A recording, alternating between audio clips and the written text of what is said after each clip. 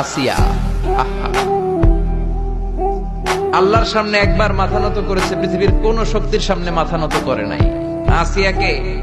আসিয়া এবং ফেরাউনের finance minister, অর্থমন্ত্রীর বিবি লুকিয়ে কালিমা পড়েছে, সাইয়েদনা মূসা আলাইহিস সালামের উপর ঈমান এনেছে। ফেরাউন শুনে দুইজনকে ডেকে নিয়ে আসলো। অর্থমন্ত্রীর বউয়ের সাথে দুধের বাচ্চা, বলল দুইজন নাকি ঈমান এনেছো লুকিয়ে লুকিয়ে, এক আল্লাহরে ছাড়ো, আমি ফেরাউন রে সেজদা দাও। এরা বলল জীবন যাবে কিন্তু ঈমান যাবে না, জীবন দিব কিন্তু ঈমান দিব। প্রথমে ধরলো অর্থমন্ত্রীর বউকে, তাড়াতাড়ি আমার পায়ে সেজদায় লুটিয়ে পড়ো। সে বলে না, জীবন যাবে ঈমান যাবে না।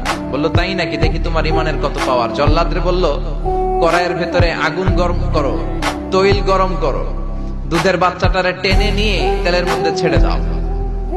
কল্পনা করতে পারেন? দুধের বাচ্চাকে মায়ের বুক থেকে ছিনিয়ে নিয়ে তেলের মধ্যে ফালাচ্ছে, বাচ্চাটা রোস্ট হয়ে যাচ্ছে, আর বাচ্চাটা বড় মানুষের মতো মাকে বলছে, মা চিন্তার কারণ নাই, এটা উত্তপ্ত তেল নয়, এটা জান্নাতের বাগান। ভয় নাই মা, তুমি চলে আসো, তুমিও লাফিয়ে পড়ো, শাহাদাতের পেয়ালা থেকে মিষ্টি সুধা পান করো। মহিলার ঈমান আরো বেড়ে গেল। সে বলল আমি জীবন যাবে ঈমান যাবে। ফেরাউন বলল তোর ঈমান কত আমি দেখে নেব।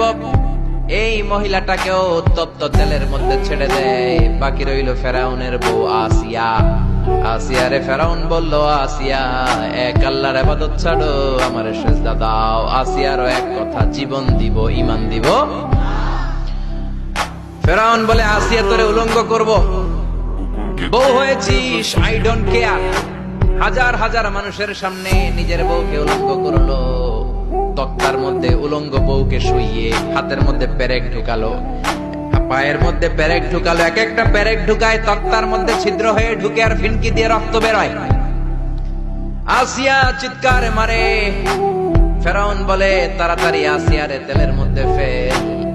আল্লাহ বললেন জিব্রাইল যা, জান্নাতটা তুলে নিয়ে আসিয়ার চোখের সামনে ধর, আমার আসিয়া জান্নাত দেখে দেখে যেন আমার কাছে আসে।